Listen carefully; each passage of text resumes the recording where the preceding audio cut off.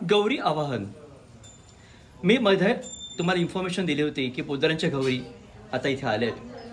तर गौरी पूजन जे आपण करतो त्याचं महत्त्व काय आहे. तर गणपती उत्सवामध्ये गौरी पूजनाकरता एक विशेष असं स्थान दिलं गेलं आहे. गणपती बाप्पाच्या आगमनानंतर दुसऱ्या किंवा तिसऱ्या दिवशी गौरीचंही आवाहन केलं जातं. काही ठिकाणी त्यांना महालक्ष्मी किंवा शिवाची पत्नी पार्वती म्हणून किंवा गौरी देवी म्हणून पूजन केलं जातं. आता या गौरीचं आवाहन कसं करतात. संध्याकाळच्या वेळेला शुभमुहूर्तावरती घरातील सुवासिनी स्त्रिया मुख्यतः गौरीचं आवाहन करतात. पवित्र कलश स्थापन करून त्यावर नारळ ठेवतात आणि कलशरूपी हे गौरीचं रूप असतं जे पूजनाकरता वापरलं जातं. काही घरामध्ये गौरी मूर्तीच्या मातीच्या धातूच्या या सोन्याच्या स्वरूपात असतात किंवा चांदीच्याही.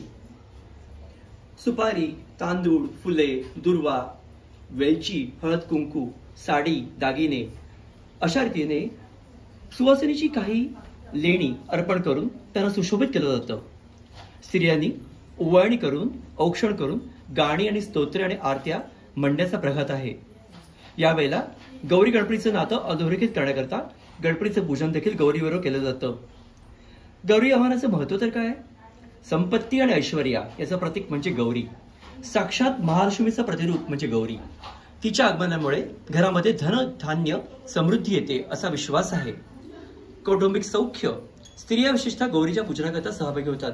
कारण आपल्या पतीला सौभाग्य लाभावं, दीर्घायुष्य लाभावं अशी त्यांची मनोकामना असते. मुलींसाठी मनोकामना केली जाते. अविवाहित कुमारिका स्त्रियांकरता उत्तम असा वर मिळावं म्हणून गौरीची प्रार्थना केली जाते. निसर्गाशी नातं हे देखील गौरी पूजेमुळे जपलं जातं. गौरीच्या या पूजेमध्ये धान्य, फळं, फुलं, पानं यांचा समावेश केला जातो. त्यामुळे निसर्ग संपत्तीचं महत्त्व त्यावेळेला मान्य केलं जातं. अर्थात सांस्कृतिक बंध या दिवशी नातेवाईक, भाऊ बहीण, शेजारी बाजारी, मैत्रिणी एकत्र येतात. हळदी कुंकवाचा कार्यक्रम होतो आणि म्हणूनच सोशल बॉन्डिंग म्हणजेच आपुलकी एकत्र येणं ही परंपराही जतन केली जाते. खरं पाहता गौरी आवाहन हे स्त्रियांचं एक श्रद्धास्थान आहे. स्त्रियांची श्रद्धा, भक्ती आणि समृद्धी यांचं प्रतीक आहे.